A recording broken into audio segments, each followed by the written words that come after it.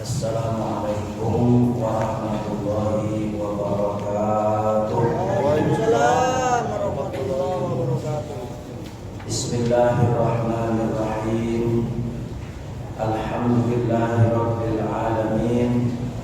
Wa bihi nasta'inu ala umuri dunya waddin. Wassalatu wassalamu ala asyrafil anbiya'i wal mursalin sayyidina Muhammadin wa ala alihi wa ashabihi ajma'in. Subhanaka la ilma lana illa ma 'allamtana innaka antal alimul hakim wa tub 'alaina innaka antat tawwabur rahim. Rabbi shrah li sadri wa yassir li amri wahlul 'uqdatam min lisani yafqahu qawli. Inna rabbi bin nasi raufur rahim. Amma ba'du. Yang sama-sama kita hormati Ketua DKM Masjid Al-Amal dan juga imam rawatib kita Ustaz Haji Abdul Karim serta para jamaah kaum muslimin dan muslimat yang berbahagia. Puji dan syukur marilah kita panjatkan kehadirat Allah Subhanahu wa taala. Salawat dan salam semoga senantiasa tercurah kepada baginda Nabi besar Muhammad sallallahu alaihi wasallam. Mudah-mudahan salawat yang senantiasa kita baca membawa berkah dan menjadi syafaat buat kita dunia dan akhirat. Amin ya rabbal alamin. Para jemaah sekalian yang saya hormati, sebelum kita mulai, mari sama-sama kita awali dengan membaca umul kitab surat Al-Fatihah. Kita mohon kepada Allah Subhanahu wa taala, mudah-mudahan Allah selalu mengampuni dosa-dosa kita dan dosa-dosa kedua orang tua kita, guru-guru kita, saudara-saudara kita, kaum muslimin dan muslimat. Allah berikan kita, anak-anak kita, keluarga kita taufik dan hidayah serta ilmu yang bermanfaat, rezeki yang halal, yang banyak dan berkah, dimudahkan dalam segala urusan kita, dilancarkan usaha kita, disehatkan badan kita dan dimatikan kita dalam keadaan husnul khotimah. Ala hadhihi niyyah wa ala kulli niyyatin shalihah wa ila hadratin nabi al-fatihah. A'udzu billahi minasy syaithanir rajim. Bismillahirrahmanirrahim. Alhamdulillahi rabbil alamin. Ar-Rahmanir Rahim. Maliki yaumiddin. Iyyaka na'budu wa iyyaka nasta'in. Ihdinas siratal mustaqim. Siratal ladzina an'amta 'alaihim ghairil maghdubi 'alaihim waladdallin. Amin. Baik para jamaah sekalian, kita masih di bab mujahadah sampai pada hadis yang keempat. Bismillahirrahmanirrahim. Ar-rabi'u, hadis yang keempat. An Aisyah radhiyallahu anha anna an-nabiy sallallahu alaihi wasallam kana yaqumu minal laili hatta tatafaqqara qadamahu wa qultu lahu lima tasna'u hadha ya Rasulullah wa qad ghafara Allahu laka ma taqaddama min dhanbika wa ma ta'akhkhar. Qala afala uhibbu an akuna 'abdan syakura. Muttafaqun alaih. Hadza lafzul Bukhari wa nahwuhu fi sahihaini min riwayati Al-Mughirah ibn Syu'bah. An Aisyah, dari Aisyah, dari istri Nabi Aisyah radhiyallahu anha, semoga Allah meridhoinya. Anna nabiyya, bahwasanya Nabi sallallahu alaihi wasallam kana yaqumu minal lail, adalah Nabi bangun di malam hari. Bangun di malam hari melaksanakan ibadah hatta tatafattara qadamahu, sampai kedua kakinya pada bengkak. Hatta tatafattara qadamahu, sampai kedua kakinya bengkak. Faqultu lahu, lalu aku bertanya kepada Nabi. Aisyah bertanya kepada Nabi, lima tasna hadza ya Rasulullah? Mengapa kau berbuat seperti ini wahai Rasulullah? Ya, lima tasna, ya, mengapa kau berbuat hadza ini ya Rasulullah? Wa qad ghafarallahu laka, padahal Allah Subhanahu wa taala sungguh telah mengampuni kau ma taqaddama, apa-apa yang telah lalu, min dambika, dari dosa-dosamu, wa ma ta'akhkhar, dan yang akan datang.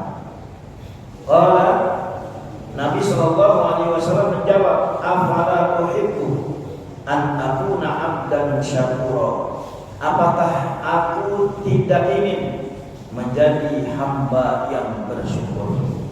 Muttafaqun alaih, hadis ini diriwayatkan oleh Imam Bukhari dan Imam Muslim. Wallahu a'lam. Hadis yang keempat dari bab mujahadah, disampaikan oleh istri Nabi sallallahu alaihi wasallam, Aisyah. Jadi nama Aisyah itu enggak pakai Siti. Ya, enggak pakai Siti. Aminah juga enggak pakai Siti. Fatimah juga nggak pakai Siti. Nah, yang bikin ada Sitinya itu siapa? Orang Indonesia. Yang bikin ada Sitinya orang Indonesia sama orang Malaysia. Siti Nurhaliza, ya, orang Indonesia. Kalau bikin nama, ya, nah, yang perempuan pakai Siti, Siti Fatimah, Siti Aisyah. Padahal, ya, istri Nabi, ibunda Nabi, anak Nabi itu nggak ada yang namanya pakai Siti. Nah, lalu asal Siti itu dari mana? Kata guru saya, asal Siti itu adalah dari Sayyidati. Ya.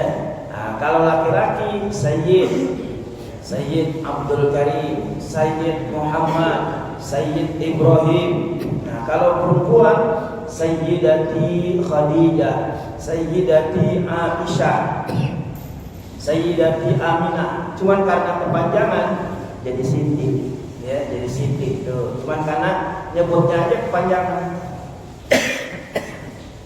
Bilangnya Sayyidati, harusnya tapi menjadi Siti, ya. Itu hanya ada di Indonesia sama di Malaysia. Kalau di Arab nggak ada nama Siti, ya. Di Arab itu sekarang yang lagi dikenal Jokowi sama Anies, ya. Jokowi sama Anies, Prabowo, Ganjar. Tuh kalau jual apa tuh?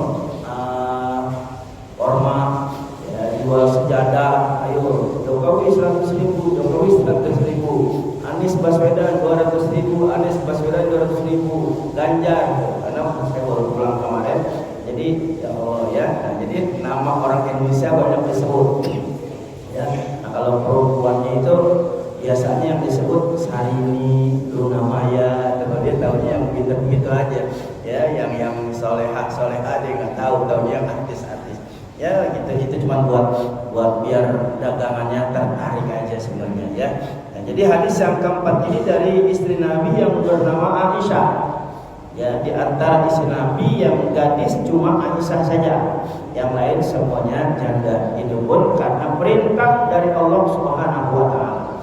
Ya, kalau saya jelasin lagi cukup panjang karena itu ada dalam kitab Fathul Mubin Syarah Arba'in Nawawi. Kenapa Allah memerintahkan Nabi menikahi Aisyah, ya, sampai Aisyah pun, ya, sampai meninggal dunia, kan Aisyah nggak punya anak, ya. Nabi SAW punya anak dari Khadijah semua, ya, dari Aisyah nggak punya anak. Kenapa? Karena Aisyah ini termasuk seorang wanita yang cerdas, yang cekatan, sehingga masalah fikih, ya, masalah fikih itu semuanya lebih banyak bersumber dari Aisyah istri Nabi Shallallahu Alaihi Wasallam, ya. Nah, suatu saat Aisyah pernah bertanya kepada Nabi Shallallahu Alaihi Wasallam melihat Nabi yang setiap malam bangun melaksanakan ibadah. Ya, setiap malam Nabi melaksanakan ibadah. Nah, sampai-sampai hatta tatafattara qadamahu. Dua kaki Nabi terlihat bengkak. Tuh, karena kebanyakan ibadah kaki Nabi bengkak. Lalu Aisyah bertanya, "Lima tasna hadza ya Rasulullah?" Mengapa engkau berbuat seperti ini ya Rasulullah? Wa qad ghafarallahu laka ma taqaddama min dzambika wa ma ta'akhkhar. Bukankah Allah telah mengampuni dosa-dosamu yang telah lalu dan dosa-dosamu yang akan datang? Apa jawaban Nabi? Singkat jawaban Nabi, afala uhibbu an akuna abdan syakura. Ya. Jadi karena Nabi ingin menjadi seorang hamba yang mengerti bersyukur kepada Allah Subhanahu wa taala, maka Nabi melakukan hal seperti itu. Ini menjadi contoh buat kita. Kalau Nabi saja, orang yang sudah diampuni dosanya oleh Allah Subhanahu wa taala yang telah lalu dan yang akan datang, Nabi masih melakukan ibadah begitu hebat sampai dua kaki Nabi bengkak.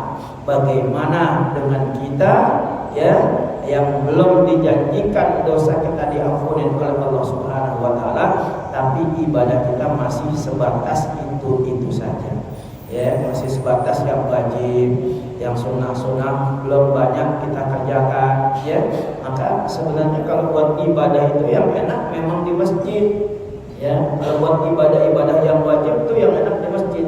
Kenapa? Karena kalau di masjid rata-rata kita melakukan yang sunnah-sunnah. Begitu masuk ke masjid kita melakukan tahiyat masjid. Kemudian ya setelah azan kita lakukan qabliyahnya. Ya, setelah salat wajib kita lakukan lagi ba'diyahnya. Coba kalau di rumah, mungkin jarang kita melakukan hal seperti itu. Ya, beruntung bagi kita yang sering ke masjid dan orang yang rumahnya dengan masjid dan bisa selalu ikut berjamaah di masjid. Ya, jadi Nabi SAW mencontohkan kepada kita, ya, umatnya untuk selalu mendekatkan diri kepada Allah Subhanahu wa taala sebagai ungkapan rasa syukur yang telah Allah Subhanahu wa taala berikan nikmatnya kepada kita semua. Ya, Nabi aja sampai bengkak kakinya, kenapa kita enggak? Nah, kalau kita bengkak bukan karena sholat, kita bengkak karena kebanyakan jalan, ya, kemudian kita perutnya gendut juga bukan karena ya kebanyakan yang lain ibadah, tetapi kebanyakan makan sama tidur. Nah, gitu ya. Nah, jadi Nabi SAW memberikan contoh kepada kita kalau kakinya bengkak itu karena ibadah kepada Allah Subhanahu wa taala. Nabi masih mensyukuri nikmat Allah Subhanahu wa taala. Bagaimana dengan kita? Nah, ini pelajaran buat kita semuanya, ya. Nah, hadis ini adalah hadis yang diriwayatkan oleh muttafaqun alaih Imam Bukhari dan Imam Muslim wa nahwu fi sahihain min riwayati Al-Mughirah bin Syu'bah. Ya. Para jamaah sekalian, hadis yang kelima al-khamisu an Aisyah radhiyallahu anha, juga dari istri Nabi Aisyah radhiyallahu anha, annaha qalat, bahwasanya Aisyah berkata, karena Rasulullah sallallahu alaihi wasallam, adalah Rasulullah sallallahu alaihi wasallam idza dakhala al-ashru, apabila telah memasuki malam ke-10 dari bulan Ramadan. Ya, al-ashru di sini adalah 10 malam terakhir bulan Ramadan. Ya, apa yang dilakukan oleh Nabi? Ahyal laila, Nabi menghidupkan malamnya. Wa aiqadha ahlahu, dan Nabi membangunkan keluarganya. Wajadda, dan Nabi bersungguh-sungguh. Wa syaddal mizara, dan ya syadda mengikat al-izar. Al-mizar itu apa? Kainnya. Nabi ikat kencang pinggangnya, kainnya Nabi ikat. Ya, muttafaqun alaih. Wal muradu al-ashrul awakhir min Ramadan. Wal mi'zaru artinya al-izar, wa huwa kinayatun an i'tizalin nisa. Wa qila al-muradu tashmiruhu lil ibadah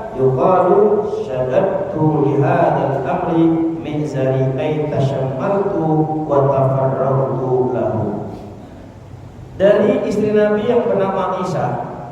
Ia berkata bahwa Nabi SAW apabila memasuki malam 10 terakhir bulan Ramadan, ya, yang pertama ahyal laila, Nabi menghidupkan malam dengan ibadah kepada Allah Subhanahu wa taala. Wa aiqadha, juga Nabi membangunkan keluarganya. Jadi bukan Nabi aja yang ibadah, keluarganya dibangunin, istrinya, ya, anak-anaknya semua dibangunkan oleh Nabi SAW. Untuk apa? Untuk menghidupkan malam 10 terakhir bulan Ramadan dalam rangka mencari ridho Allah Subhanahu wa taala yang di dalamnya terdapat Lailatul Qadar, ya. Wajib dan Nabi bersungguh-sungguh dalam ibadah. Nah, 10 malam terakhir itu adalah malam yang ditunggu-tunggu oleh kita kedatangan Lailatul Qadar, ya. Walaupun sebenarnya dalam kitab dijelaskan Lailatul Qadar itu tidak harus turun pada malam 10 terakhir saja. Ya, juga mengatakan mungkin di awal bisa turun, di pertengahan bisa turun, tetapi lebih sering turunnya pada malam 10 terakhir bulan Ramadan, ya. Karena di situ, ya, terlihat bahwa Nabi SAW bersungguh-sungguh, ya, di malam 10 terakhir bulan Ramadan melaksanakan ibadah kepada Allah Subhanahu wa taala. Ada satu hadis yang menjelaskan ketika Nabi SAW ingin menemui para sahabat-sahabatnya dan Nabi ingin menjelaskan tentang Lailatul Qadar, tiba-tiba ada dua seorang sahabat yang bertengkar, ada dua orang sahabat yang berselisih paham. Lalu Nabi SAW, ya, tidak jadi menjelaskan Lailatul Qadar. Nabi SAW cuma bilang, iltamisuha fis sab'i, carilah oleh kamu Lailatul Qadar itu fis sab'i pada malam 27. Tuh, carilah pada malam 27, ya. Kalau nggak ada 27, carilah pada malam 29. Nah, kemudian setelah Nabi bilang malam 29, baru Nabi turun ke bawah tuh, ya, 25, 23, 21 dan seterusnya. Tuh, makanya, ya, malam 10 terakhir Nabi SAW begitu semangat melaksanakan ibadah. Kenapa? Karena, ya, Lailatul Qadar itu lebih banyak turun pada malam 10 terakhir di bulan Ramadan. Jadi nggak Nabi sendirian aja melaksanakannya, ya, sahabat-sahabat, anak-anaknya, istrinya dibangunkan oleh Nabi juga untuk melaksanakan ibadah. Bahkan di situ wasad dan mizar, ya, wasad dan mizar, ikat kencang pinggangnya. Yang dimaksud dengan mengikat kencang pinggangnya apa?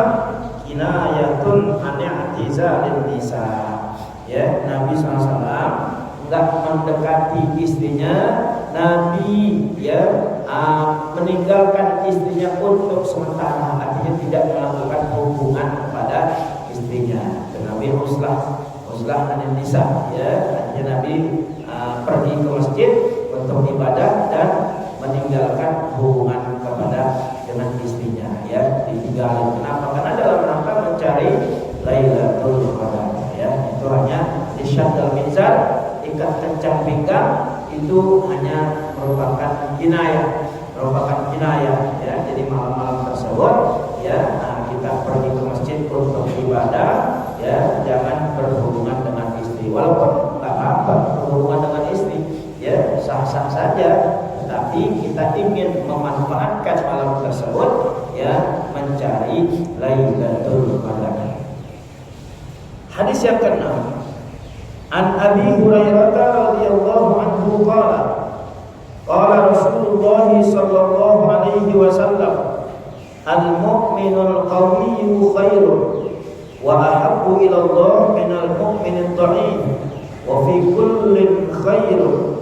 Ihris ala ma yanfa'uka wasta'in billahi wa la ta'jiz wa in asabaka syai'un fala taqul law anni fa'altu kada kana kada walakin qul qaddarallahu wa ma syaa fa'ala fa inna law taftahu amal syaitan. Rawahu Muslim. Hadis yang ke-6 dari sahabat Abu Hurairah radhiyallahu anhu, yang nama aslinya adalah Abdurrahman bin Sakhr. Ya, dulu sebelum masuk Islam namanya Abdus Syams. Abdus Syams, hamba matahari. Begitu masuk Islam, ya diganti dengan Abdurrahman. Kemudian mendapatkan kunyah Abu Hurairah, bapaknya kucing. Ya, Abu Hurairah berkata bahwa telah bersabda Rasulullah sallallahu alaihi wasallam, al-mu'minul qawiyyu, orang mukmin yang kuat, khairun, lebih baik, ya, wa ahabbu ilallah, dan lebih dicintai oleh Allah, minal mu'minil dhaif, daripada orang mukmin yang lemah. Orang mukmin yang kuat lebih baik dan lebih dicintai oleh Allah dibanding dengan orang mukmin yang lemah. Kuat dalam hal apa? Yang pertama, kuat imannya. Yang kedua, kuat fisiknya. Yang ketiga, ya, kuat ekonominya. Jadi kuat imannya, kuat fisiknya, kuat ekonominya, dan kuat semuanya. Nah, orang mukmin yang seperti itu, kata Nabi, khairun, lebih baik dan lebih disukai, lebih dicintai oleh Allah Subhanahu wa taala, minal mukminin dhaif, ketimbang orang mukmin yang lemah. Lemah imannya, udah lemah imannya, lemah ekonominya, udah lemah ekonominya, lemah fisiknya juga lagi, sakit-sakitan, ya. Nah, itu ya lebih jelek ketimbang dengan orang mukmin yang kuat imannya, kuat ekonominya, kuat ekonomi, kuat juga akidahnya, dan kuat ingatannya. Nah, itu jadi kata-kata al-qawi ini bisa diartikan banyak, ya, kuat imannya, kuat ekonominya, kuat fisiknya, dan semuanya. Wa fi kullin khair, dan pada segala sesuatu itu khair, ada kebaikannya. Ihris ala ma yanfa'uka, bersungguh-sungguhlah engkau, ya, ala ma yanfa'uka, atas apa-apa yang membawa manfaat buat engkau. Wasta'in billah, dan mintalah pertolongan kepada Allah. Wala ta'jiz, dan janganlah lemah, ya, jangan lemah. Wa in asabaka syai'un, apabila menimpa musibah kepada engkau, fala taqul, maka jangan katakan lau anni fa'altu kada kana kada, ya, jangan kau katakan andaikan atau seandainya aku berbuat begini maka akan jadi begini. Walakin, akan tetapi, kul, katakanlah, qadarallah, itu sudah menjadi ketentuan Allah, sudah menjadi takdir Allah. Wa ma syaa, apa yang dikehendaki oleh Allah, fa'al, ya, akan terjadi. Fa inna lau taftahu amal syaitan, karena lau itu, kata-kata lau, andaikan, seandainya, ya, nah itu semua akan membuka pintu syaitan, ya. Jadi maksudnya hadis ini bahwa pertama, orang yang mukmin yang kuat itu lebih baik daripada orang mukmin yang lemah. Kuat imannya, kuat ekonominya, kuat fisiknya, kuat akalnya, ingatannya, semuanya itu lebih baik dan lebih dicintai oleh Allah Subhanahu wa taala. Dan kita diperintahkan untuk bersungguh-sungguh, ya, nah, apa yang membawa manfaat buat kita, dan kita diperintahkan minta pertolongan hanya kepada Allah. Wala ta'jiz, jangan jadi orang yang lemah, enggak pernah mau minta sama Allah, orang sombong. Kemudian apabila terjadi sesuatu pada dirimu, malah takut, jangan bilang, oh coba coba dulu gua ngaji, ya, coba dulu gua sekolah, andaikan dulu saya sekolah, saya akan jadi orang pintar. Jangan bilang gitu. Coba kalau saya dulu kaya, coba kalau saya dulu begini, jangan. Kenapa? Karena kata-kata lau itu membuka perbuatan setan, pintu setan, ya. Jadi kita bisa melakukan kejahatan karena andaikan, kata-kata andaikan, seandainya, jangan. Jadi katakan apa? Qadarullah, emang udah takdir Allah, ya. Coba dulu kalau saya sekolah, coba dulu kalau saya begini. Nah, itu akan membuka pintu amalan syaitan, ya. Jadi katakan apa? Qadarullah, Allah telah menentukannya. Apa yang Allah tentukan menentukan, wa masya'a fa'al, ya akan terjadi. Ya, jadi apa yang terjadi sekarang pada diri kita yaitu memang udah jalannya takdir dari Allah Subhanahu wa taala. Ya, orang sekarang bilangnya qadarullah, udah menjadi qadarullah, udah menjadi ketentuan Allah Subhanahu wa taala, jangan kita sesali. Tinggal bagaimana kita melakukan introspeksi diri untuk menjadi yang lebih baik lagi, untuk menjadi mukmin yang baik dan mukmin yang dicintai oleh Allah Subhanahu wa taala. Ya, baik para jamaah sekalian yang saya hormati, ya cukup sampai di sini dulu 3 hadis yang kita baca. Mudah-mudahan ada manfaatnya buat kita semua, dan mudah-mudahan Allah Subhanahu wa taala berkahi hidup kita, keluarga kita, kampung kita, juga negara kita, dan Allah matikan kita dalam keadaan husnul khotimah. Ala hadhihi niyyah al-Fatihah. A'udzubillahi minasyaitonir rajim. Bismillahirrahmanirrahim. Alhamdulillahi rabbil alamin. Ar-Rahmanir Rahim. Maliki yaumiddin.